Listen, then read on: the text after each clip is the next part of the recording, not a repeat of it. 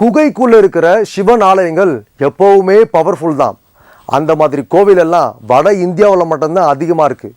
ஆனால் தமிழ்நாட்டிலையும் இப்படி ஒரு கோவில் இருக்குது. அங்கே பல அற்புதங்கள் நடந்துட்டு இருக்காம். பார்க்கலாம் குகை சிவன் கோவில் பற்றிய அமானுஷ்யங்களை.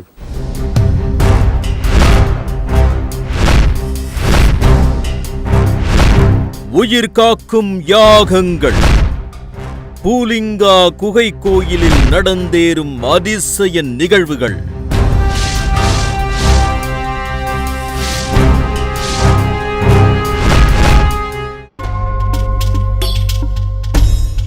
மலைப்பகுதிகளில் நாம பார்க்கிற குகை கோயில் திடீர்னு நம்மளோட நிலப்பகுதியில இருந்தா எப்படி இருக்கும்? அங்க போனா கிடைக்கிற எல்லா வைப்ரேஷனும் இங்கேயும் கிடைச்சா எவ்வளவு நல்லா இருக்கும்னு புரிய வைக்கிற மாதிரி ஒரு குகை கோயில் இருக்கிறதாகவும், அங்க சில முக்கியமான அமானுஷ்ய சம்பவங்கள் நடந்துகிட்டு இருக்கிறதாகவும் கேள்விப்பட்டு நாம அந்த குகை கோயிலை நோக்கி போயிட்டு இருக்கோம்.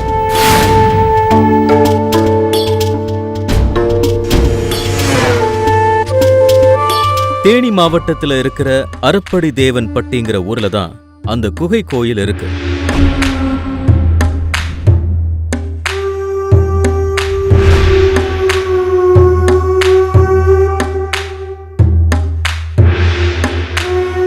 அந்த கோயிலை நோக்கி போற வழியில நிறைய பயிர்களை வயல்கள்ல போட்டிருக்காங்க.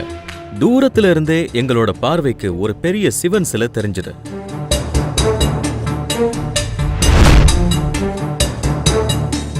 அதோட கம்பீரம் இங்கிருந்தே நம்மள வசீகரம் பண்ற மாதிரி இருந்தது. அது எங்களை வரவேற்கிற மாதிரி தெரிஞ்சது.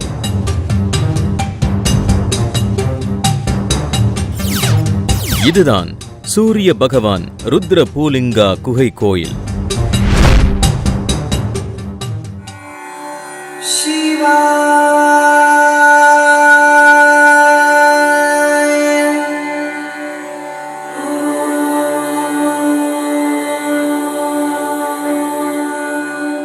இந்த கோயிலோட நுழைவாயில் ஓம் எழுத்து வடிவில இருந்தது. இதுக்குள்ள போகும்போது ஓம் பிரணவ மந்திரத்துக்குள்ளேயே போற மாதிரி ஒரு உணர்வு நமக்கு உண்டாச்சு. வேற எங்கேயும் இப்படி ஒரு வாசலை நாங்க பார்த்ததே இல்லை.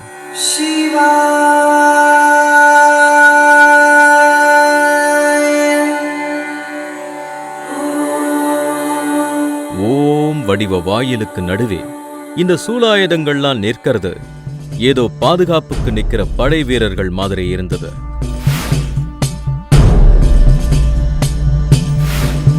இந்த குகைக்குள்ள அப்படி என்னதான் இருக்குன்னு நாம உள்ள போய் பார்த்தோம். இங்க இருக்கிற ஒரு விநாயகர் சிலையில இருந்துதான் அடுத்த ஆச்சரியம் ஆரம்பிக்குது. விநாயகர் கிட்ட இருந்து திரும்பினா இடது பக்கத்துல ஒரு நீண்ட சிவலிங்க வரிசை நம்மள மிரள வைக்கிறது.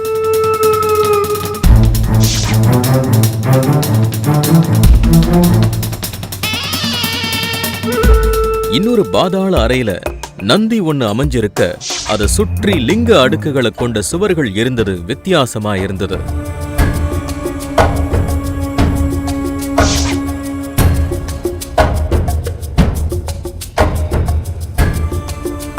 இதெல்லாம் கடந்து நடுவுல நீண்டு போற வழியே போனா உள்ள 7 தலை நாகம் படம் எடுத்து குடைபிடிச்ச நிலையில இங்க சிவலிங்கம் ஒண்ணு சிலிர்க்க வைக்கிற மாதிரி அமைஞ்சிருக்கு.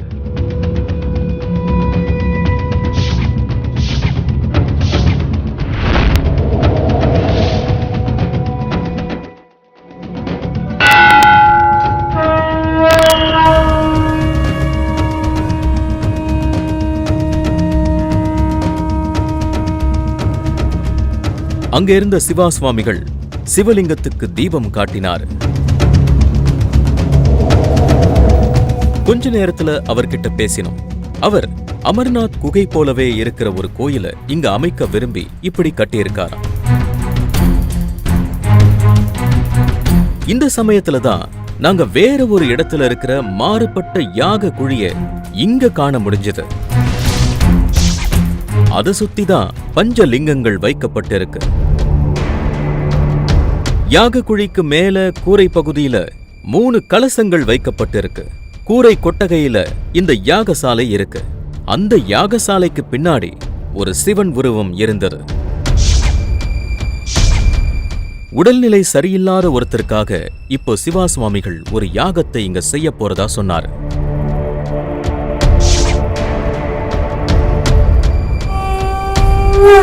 யாகம் ஆரம்பிச்சது.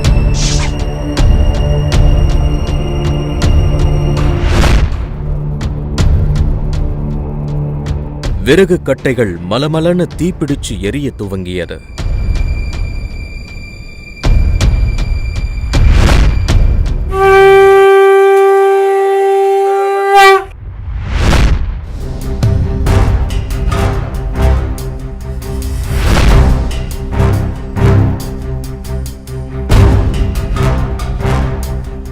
கொஞ்ச நேரத்துல யாகம் முடிவுக்கு வந்தது.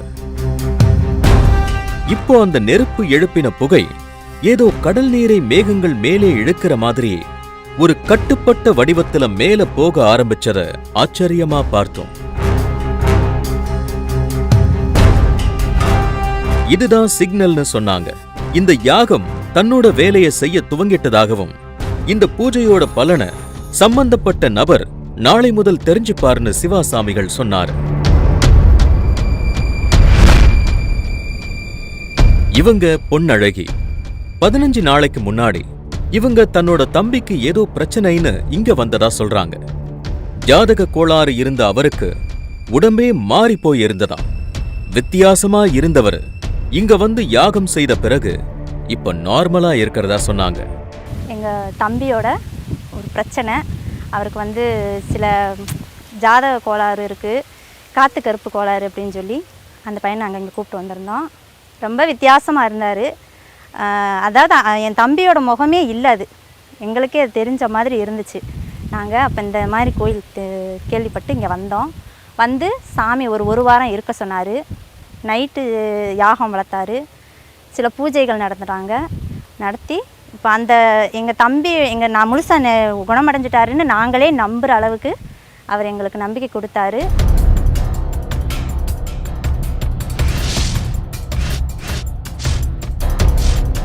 இங்க நடந்துகிட்டு இருக்கிற வேறொரு அதிசய நிகழ்வை கேள்விப்பட்டு ஷாக் ஆனோம். இங்க ஒரு நல்ல பாம்பு அடிக்கடி வந்துகிட்டு இருக்கிற விஷயத்தை பத்தி எங்களுக்கு சொன்னாங்க. அதுக்கு அடையாளமா பாம்பு சட்டை ஒரு இடத்துல கிடந்தது. இந்த சிவா சுவாமிகள் தியானம் செய்யும் போதெல்லாம் அந்த பாம்பும் இங்க ரகசியமா வந்து படம் எடுத்த நிலையில அவர் கூடவே உட்கார்ந்திருக்கும்னு சொல்றாங்க.